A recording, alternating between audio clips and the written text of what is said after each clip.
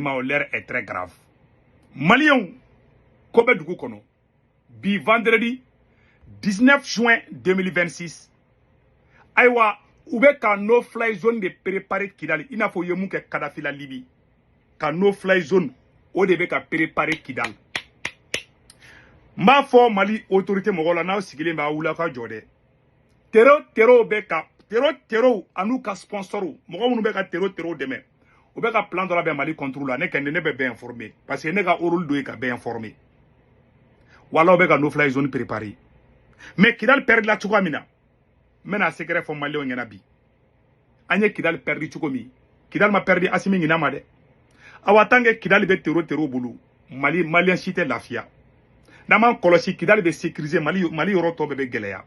Ou de plan be kala ben. Anye 2012 kola. Ka 2013 kola 17 18 fo 2023 ankele ku gain an kuma nga son Kidal ka klana tuguni mais Kidal klatola na amadugo Asimi Goïta la de awa Kidal be mogo munu bolo bi aranforu be ka na ka yoro la awa be ka commencer ka arma sophistiqué len fana duma na Asimi Goïta be 600 na ene segu tungara ka kuma la mais na be aka wuli na be se ka Kidal libérer sans bon irisu fana kente irisu go kolu data la bara be geleya ame mu Asimi Goïta ngena 1 million de soldats ne mo recrutement ke wallahi ame nord perdi na man kolosi anta sorobli parce que tobu be nyoko nged la be fa kuda do ko inadi nya fa na ngo jamfa be ka ke Mali contrôle ngo utani du farasina je nyoko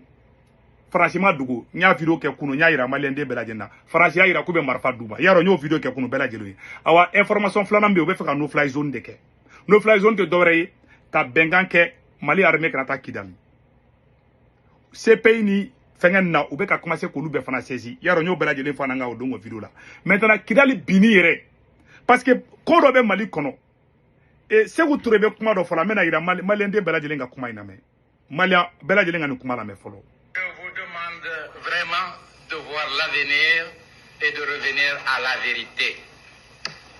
On ne peut pas construire l'avenir en s'enfermant dans la confusion. Et nous, qui parlons de révolution et de progrès, disons, le premier ennemi d'une révolution, c'est la confusion. Voilà. Kidal perdu tola, Amadou Malien Chila. Kidal perdu li, a keleme ka munda ne segu tungara kan. Ine ndaga Americain Kidal perdu a keleme ka ne banali. Tero ni marafa de be Kidal bi. Efela wo amarafatigi fefe ba be tero di u be bolo be nyogon bolo awa oni to abu de to be kula benede na ma bo confusion kono aw te gagner keleina plus temps beta plus mogon ngilabe plus temps beta plus mogon ngilabe ni mogon nu fleni ni mogon mainde yawra ne kuma ni fo yana u kelen fana te jamana chama bu ko fe fana nya kuma fo bela jelingena solution ye muye amena mu fo Malion ngena anya Kidal perdi limke Kidal ma perdi Asimi Goïta ngina made Asimi be diversion de kono kuma be Asimi Goïta ni be fe ka gagner keleina bo diversion kono iki nyesi ika recrutement ke ika recrutement yere ke ni ma recrutement ke ti se ka gagner keleina parce irisu tan ndeme irisu bi se ka ndeme na avion di na etanta na ma Kidal libéra benala na kra chante Kidal sorobli ne de fleka kuma infana plan be kala be plan gabone dondo be kala nunu bito Kidal ka bamako gushi yaro nyo video ke kunu ngo franci yere ya fo ka media la depuis ne franci ka media vient Afrique bolé ka kuma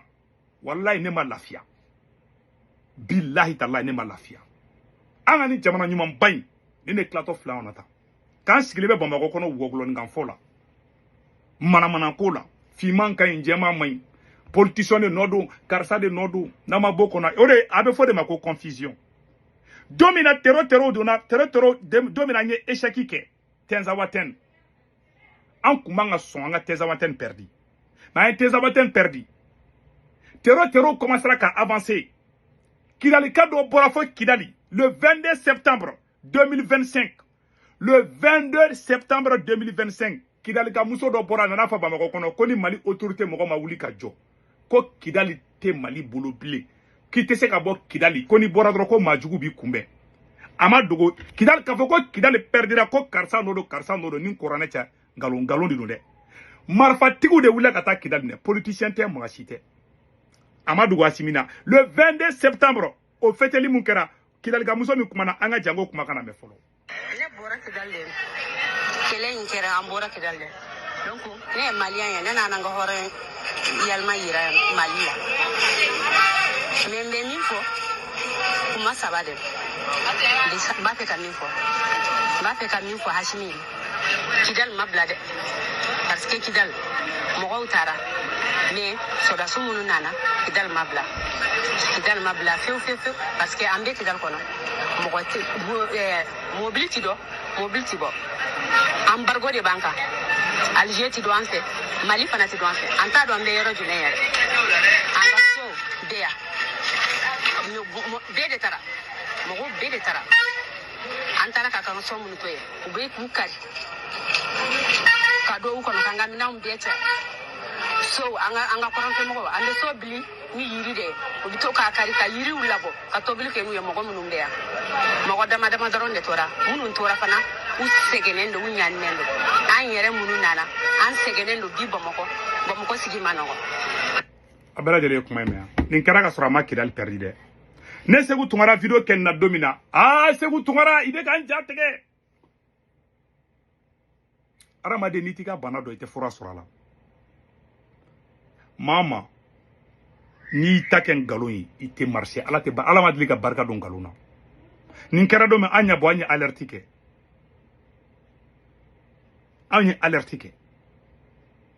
la première marche contre les terroristes on a que États-Unis konaya nous sommes Kidal en 2012 wakati mina on de boula Amérique kono ka marche ke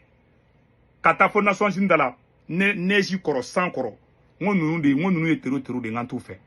a image be a bébé ne bo position kelenka wallahi anye ni video ke hali mogo do dono ka mobile ba kono be ka bok Kidal chaque fois nanye alerte blanco Kidal menacé le do ba fo kameka mogo jateka ko la situation est sous contrôle uyuto naga kan fo la do anye Kidal perdu Kidal perlen tukuni umu yere ka erreur umu yere ka faute parce que olu kañ kuma be ni koko kera mogo do di nodu Kidal perdi Mali kono bi a ben korona ci Asimi di du wallahi a informera ni muso nana le 22 septembre 2025 ni muso nana fo malien be ngana ko Kidal ma libéré de mogo jugo nunu ye Kidal encerclé anya fo ka fo nanya fo uga video monu be boko tiente bon jamana kono na mabo ka kuma depuis Asimi ma ke présent ye na nya alerte ya mba fo mais Asimi na le Asimi ko mo sikana alerte fo be ka boka ngalon tege ay galon ga jamana joa ay adla ga galon ga jamana jo bon ambon galon de kono bi bon tant qu'on galon be ante solution sur nga problème na tanga aban kuna ko do de nodu fan yere kan ski kado est ce que an yere ma erreur ke ya M5 somina M5 ko ay politique kala dabla Bamako kono ay ngasi kelema wi M5 bekele ku tage politique kala Bamako kono kan galo noro doro mogo la Bamako kono shogel may ga Asimi contrôle la ko mine ko dun kasula ka ber mine ka dun kasula mogo e jamana in kele tienka mogo sababu kara kananu ya bekele ala se na barka do la chuko jume bon en fle ka Kidal de perdu temps wallahi tubabu nama a sigile donga nama kolosi aba tubabu ni sigile Kidal anyina ma a sigile dondola aba me ko tubabu ntaru ka base sigi Kidal mu me ka préparer dugu la billahi c'est très lourd wallahi c'est très lourd me ka tiende fana ni jamana clari a discussion kera tubabu fait ka banku ils ont déjà fini ne keni ba fo neta foko moko kadala ala be benga ninge don adama de ke chuko ala be bedon ne a fo faso de nyuma de la koko ne nyaba na tola ne be boka fo malien bengena ne ba fo be ba kalama awa nye malien be sire nya fo yana bide bien que le jole meka alerte bla ni ko kera Kidal agana tiski ka karsa no karsa parce que o informer na yananga Kidal perdi aforana ko Kidal bena perdi ayaw sigi et sinogola Bamako kono anye Kidal perdi un homme averti en vous deux ne bora kuma la ala ka hereke Mali Mama te Mali fait ala ka beta tien. Mama te Mali fait. Mama e faso de njugu ye ala ka be libu. Mama be ka Mali janfa dugola kene kan dugola. Ala ede masa ka masai i ka beta tien ka bege yeko fly. Amina ya Rabbi ala ko do mine. Ne bora kuma.